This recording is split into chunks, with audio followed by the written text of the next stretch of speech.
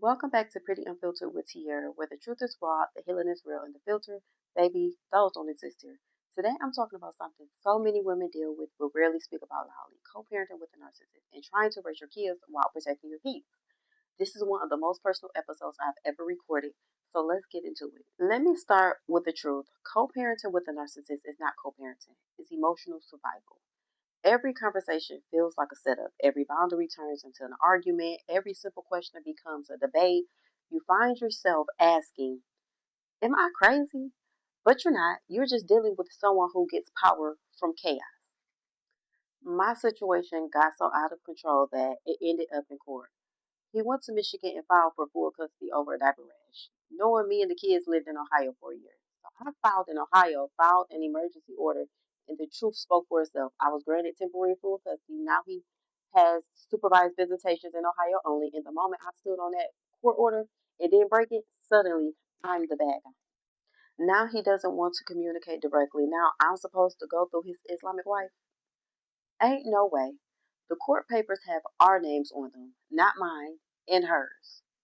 And let's talk money for a second. Before we even separated, he agreed to give me a set monthly amount for the kids. It was his idea, his offer, and his problem.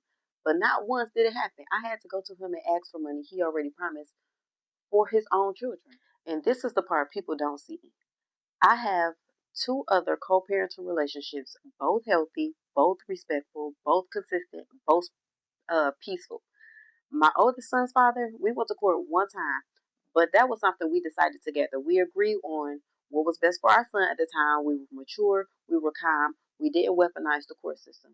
And until this day, we don't even use our court order. We don't have no drama, no mess. We co parent with love, communication, and maturity. But let me shift this conversation back to something that actually matters. Who I became through all of this. This journey made me softer in the right places and stronger in the ones that needed it. I'm more patient, more emotionally aware, more intentional, more protective of my peace. I've learned to respond, not react. I've learned to breathe before speaking. I've learned to show my kids emotional safety, not emotional. Listen, motherhood will humble you quick, okay? One minute you're trying to have deep healing conversations, the next minute someone is crying because their chicken nugget looked at them wrong. Kids do not care about your trauma, your boundaries, or your lashes. They just want snacks and vibes. That's it. That is all. Love on your kids, love on your babies, okay? I'm raising my kids to understand love, not confusion, boundaries, not fear, communication, and not silence, healing, and not cycles. I want my girls and my son to know they never have to beg for a parent's presence. Being consistent is a choice, love is the action. And parenting is not something you do for attention, it's something you do for your children. Now, let's talk about some real co parenting tips because I've lived both sides. Now, some healthy co parenting tips that you want to do. Keep the conversation about the kids, not your feelings. Show up when you say you will. Speak respectfully. Don't bash the other parent around the kids.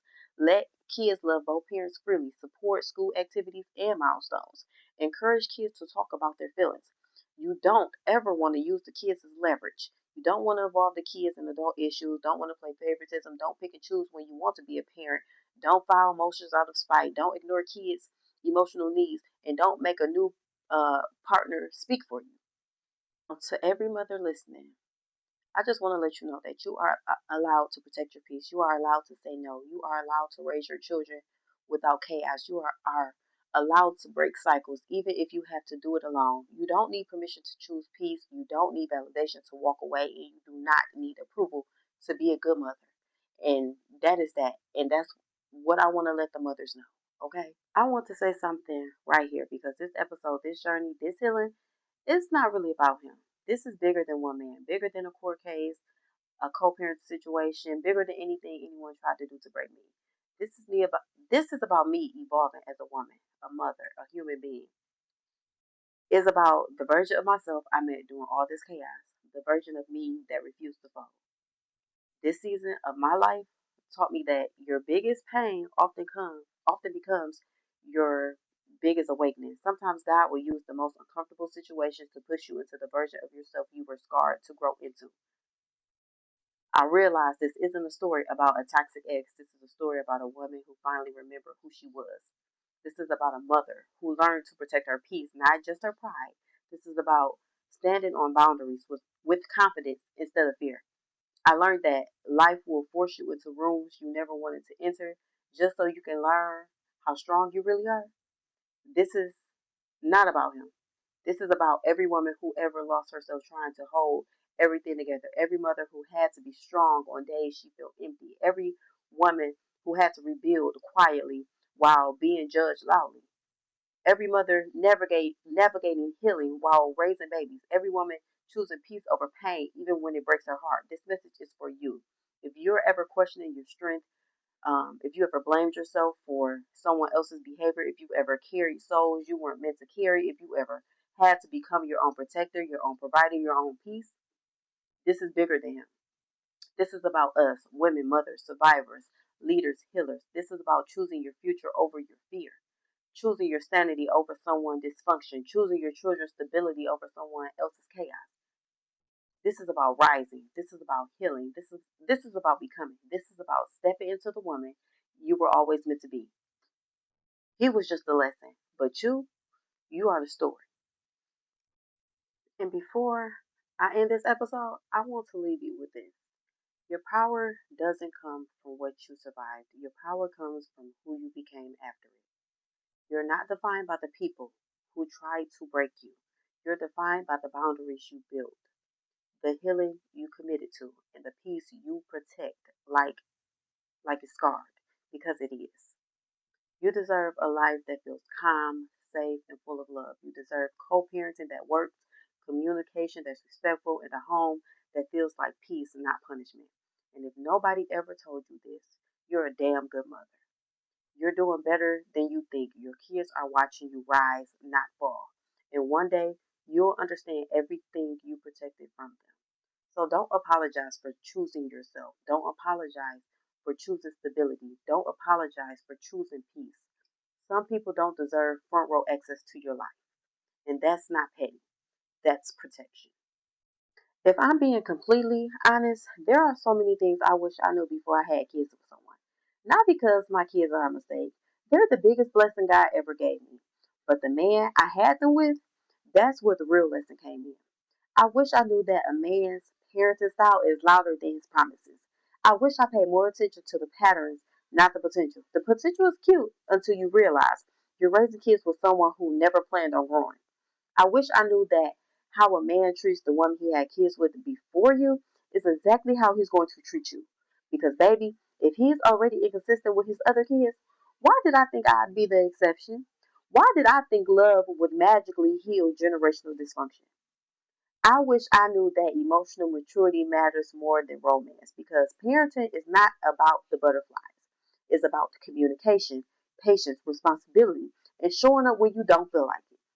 I wish I knew that red flags don't disappear when you have a baby, they multiply. They become your reality and they become your child's environment. I wish I knew that a child deserves two emotionally stable parents, not a perfect family, but a peaceful one. I wish I I wish someone told me, watch how he manages stress, watch how he talks when he's angry, how he handles conflict, how he takes accountability. Watch if he shows up when no one's watching. These are the things that decide what kind of father he will be. And the biggest thing I wish I knew that love isn't enough. Consistency is. Presence is. Emotional stability is. But here's the blessing in the lesson. I know better now. I move different now. I choose peace, clarity, and emotional safety now. And my kids will grow up seeing a mother who learned the hard way. So they won't have to. And I want to take a moment to speak directly to my children, the three little souls who changed me, saved me, taught me more about love than any adult ever has. So my babies, I need you to know this. Everything I do, every boundary I set, every sacrifice I make, every tear I wipe in silence is all for you. You are the reason I keep going on days I feel empty. You are the reason I fight for peace. You are the reason I refuse to settle for chaos. I want you to grow up knowing what real love looks like. Not confusion, not nothing inconsistent, not instability. Real love. The kind that makes you feel safe. The kind that gives you freedom to breathe. The kind that doesn't switch up. I want you to look back one day and understand that everything I protect you from, I protected you with love, not anger, with truth, not bitterness, with wisdom, not revenge. Mommy didn't stay strong because she wanted to. I stayed strong because you deserved a version of me that didn't crumble. I wanted you to see resilience, not resentment. I wanted you to see healing, not hurt. And if you ever wonder why I walked away from certain situations, certain environments, certain patterns, it's because I refused to let you inherit dysfunction. My daughters, I want you to know your worth so deeply that no one can ever make you question it. I want you to choose peace over chaos, boundaries over begging, self love over settling. And to my son, my only son, I want you to grow into a man who leads with accountability, who communicates with honesty, who loves with consistency, a man who breaks cycles instead of repeating them. You four are the greatest blessings God has ever given me. You made me softer, stronger, smarter, and more intentional. You are the reason I became the woman I am today. And I promise you this, as long as I'm alive, you will always have love. You will always have protection. You will always have a mother who shows up for you, even when the world gets loud. I love you more than life, and everything I'm doing is so you can grow up whole, healed, safe, and free. Thank you for listening to Pretty Unfiltered with Tiara. Thank you for giving me space to be real, to be vulnerable, and to stand in my truth. Until next time, stay pretty, stay powerful, and always stay unfiltered.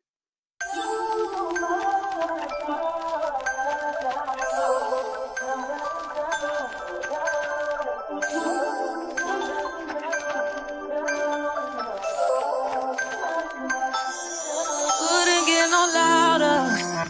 We're meant to be, they say we